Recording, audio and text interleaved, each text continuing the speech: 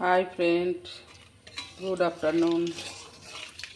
আজকে আমার রেসিপি ওল আলু পটলের ডালনা।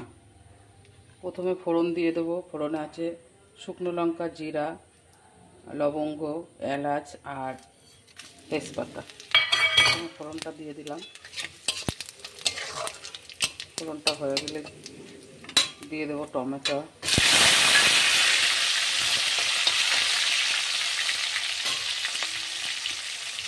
টমেটোটা একটু নেড়ে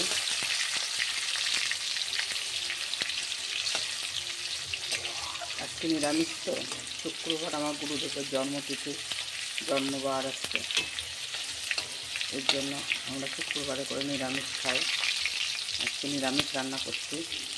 দেখো, এখানে পটল আর আলু ভেজে রেখে দিয়েছি। ওল পটল আলু দিয়ে রসা হবে। এবার মশলাটা দিয়ে দিলাম। মশলার মধ্যে আছে টমেটো, জিরে, আদা, লঙ্কা আর জিরে গুঁড়ো দিয়ে পেস্ট করে নিয়েছি। মশলাটা ভালো করে কষে নেব। মশলার মধ্যে এবারে হলুদ দিয়ে দেব। হলুদ গুঁড়ো দিয়ে দিলাম, লবণ দিয়ে দেব।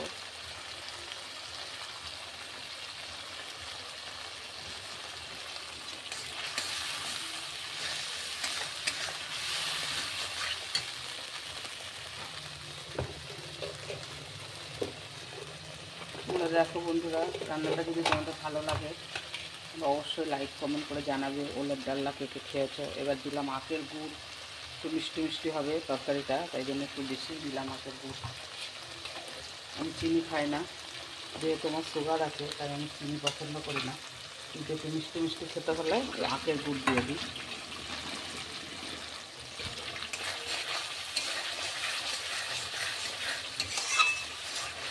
দেখো, মশলা থেকে তেল ছেড়ে দিচ্ছে, তার মানে মশলাটা রেডি হয়ে গেছে।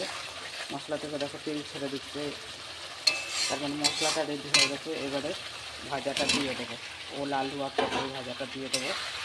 দিয়ে এবার মশলার সঙ্গে খুব ভালো করে কষে নেব। যত কষা হবে, রান্না সবাই করে, কিন্তু রান্নার কম বেশি খারাপ ভালো মন্দ হয়। এর কারণ হচ্ছে রান্না কষাটা খুব সুন্দর হতে হবে। যে কোনো আইটেম রাঁধতে গেলে কষতে হবে খুব সুন্দর করে। কষা যদি ভালো হয় তাহলে রান্না অবশ্যই ভালো হবে। কষা খুব সুন্দর হতে হবে রান্নাটা। কষা ভালো হলে রান্না অবশ্যই ভালো হবে। তোমরা সবাই এমন করে রান্না করে দেখো, আর যদি খারাপ হয় সেটাও জানিও, ভালো হলে সেটাও জানিও কমেন্ট করে। আমি তো নতুন, জানি না তো কিছু, বন্ধুদের থেকে শিখবো।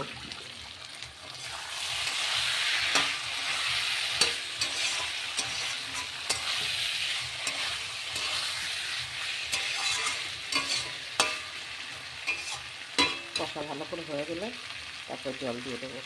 ঠিক আছে বন্ধুরা, আজকে এই পর্যন্ত রাখলাম। তাহলে সবাই খুব ভালো থাকে।